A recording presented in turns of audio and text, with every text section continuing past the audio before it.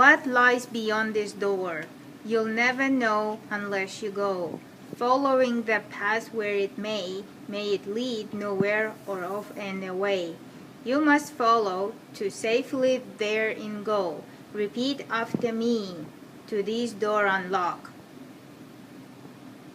Repeat after me.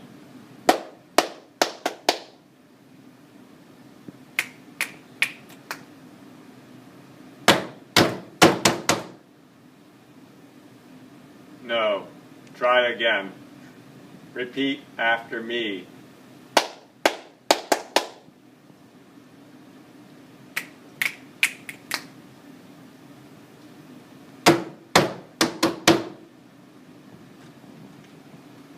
You may enter.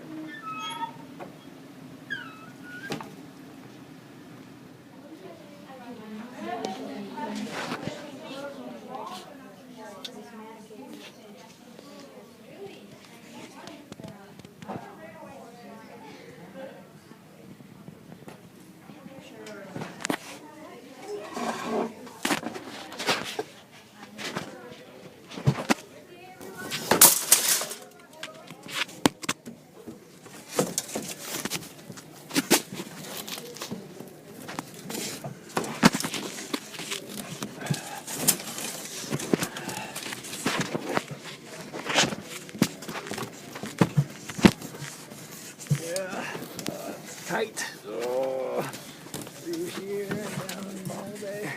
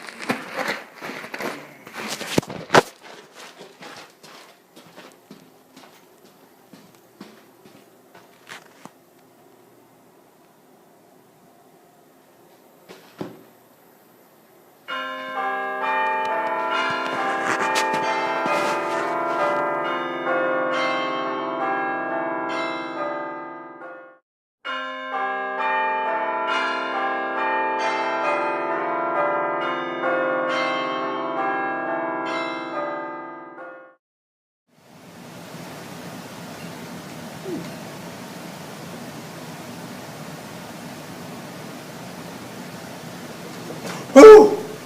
There you go, scaring me again. I see you made your way back to Art World. That's right, it is exceedingly difficult to make your way into Art World. Do you know why that is? That is so that only those truly devoted to true art make their way here. You know, our world is a little different than yours from what I'm gathering from you. You know, in your world, art is framed and put on walls. We do that too. We do that too. But in our world, everything is art. You put beautiful painting on ugly wall. In art world, the wall is art, more so than the picture. Meaning that every space we think about the beauty of that space. You step out onto concrete sidewalk, boring, gray, and ugly. We step out onto beautifully, intricately tiled mosaics, pathways that weave their way through landscaped beauty. Streams flowing clean out of beautiful mountains. These be our art. In addition to the type of art that we make with our hands. So, I'm glad you're back. This gives me a chance to talk about my favorite subject, art. We simply, as I said, everything is art, almost. We simply don't see the connections between things that allow us to understand everything. So, what would you like me to prove has art in it? Math? Oh, well, that's math. Not my favorite subject, but I think that's a good one. Math. What has math in it? Proportion. Artists use proportion all the time. Proportion is the size of something in relation to something else. You understand? No? You want me to give you an example? Okay, well, so what you do with proportion, an example of that would be the size of a person in comparison to the size of the house. So if I draw a person, just make it a stick figure for this one, and we draw a house. So there's the house in the little... Good. Do you see this? We have the see, we got the person. We have the house. Is this a giant or a tiny house? We don't know because the proportion is off. So let me draw it again, more accurate this time. So we have the house like this. Okay, and we have a little person. And now the person can go, you see that? The little person can now get into the house because the proportion is correct. So another one, sort of like, yeah, this would be kind of like proportion, would be faces. Let me draw 3 faces, and you can tell me which face is best in the eyes and how I draw the eyes. So right here we have one. And let's do another one like this. And another one. So let me bring this in just a little bit so you can see the faces. There they are. Which one has the best eyes? Candidate number 1, number 2, or number 3? Yes, that's right. This is too close together. This is too far apart. And this is just about right. And in art class, you learn that if your eyes should be spaced about 1 eye apart. So that is a good example, right? Yes. See. Okay. So for what else? Do I see?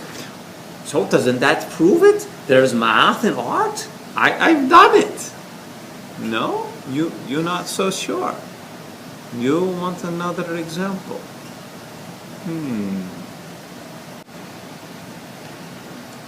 I've got it. Another one. Grid drawing. Artists use math by creating grids when they do drawings. You know, you could draw something. For example, if you wanted to draw this big mushroom, you could measure it and say, oh, it's 3.5 wide. We could probably get the angle with a protractor, and we could go through and measure this, but it would be very tedious.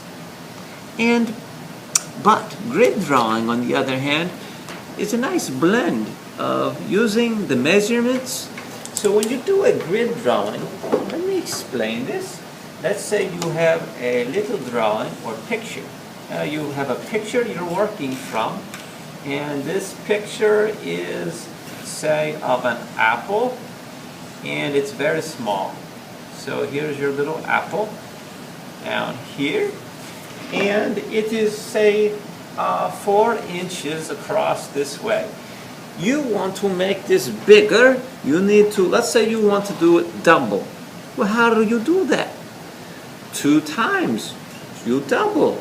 2 times 4, you have your 8, and you measure out your 8 inches, and you end up with a grid much bigger.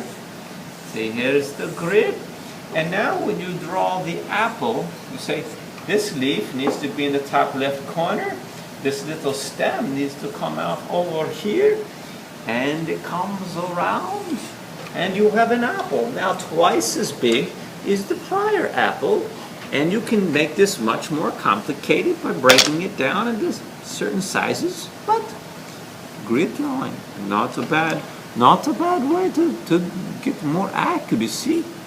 See, you want another example? Another one? Well, you know that movie, The Polar Express? The cartoons are so lifelike, but they are off in some way. Around the edges, their smiles are kind of weird. You know why that is? That imagery, they're created not like old-time cartoon movies. The old-time movies, they would have the artist draw the rabbit here, and then draw him jumping a little more, and it created a sense of movement through that. But the modern movies, many of them, are created with CGI, computer-generated images. And what those images are is the fixing of mathematical points to a real object and then transferring that over into a somewhat imaginary one. This way they get something more lifelike. For example, look right here. Here in Avatar, you see that the Avatar lady, this lady right here, her face served as the basis for the imaginary, and they put little dots at key places where her face was going to smile here, or this little dot would help show a frown or excitement or different emotions.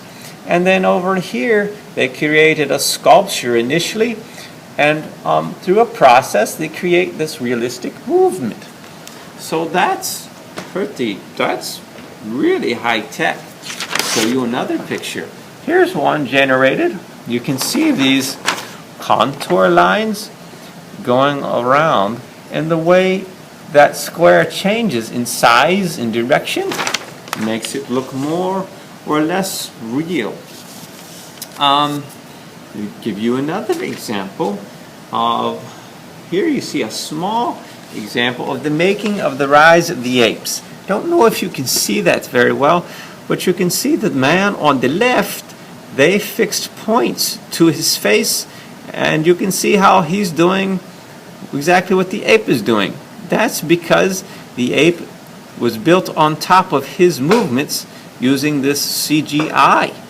So, very exciting what they're doing these days with a blend of not just math and art, but also science and technology. The computer has a big place within this. So, what do you think? Is there a little bit of math in your art, or art in your mouth? It's kind of the same thing. Yes. Well, I should probably bid you good day. I have a lot of wood burning to do yet, but where did you say you're from again? Greencastle? Oh, yes, Greencastle. Why is the castle not pink or purple? What? You have no castle? When you come back, you need to tell me why in the world this is called Greencastle when there's no castle and the castle's not even green. We might as well call this Pinkopotamus or Pink Platypus or Pink Pansy or Pink Pie. Pink Pie?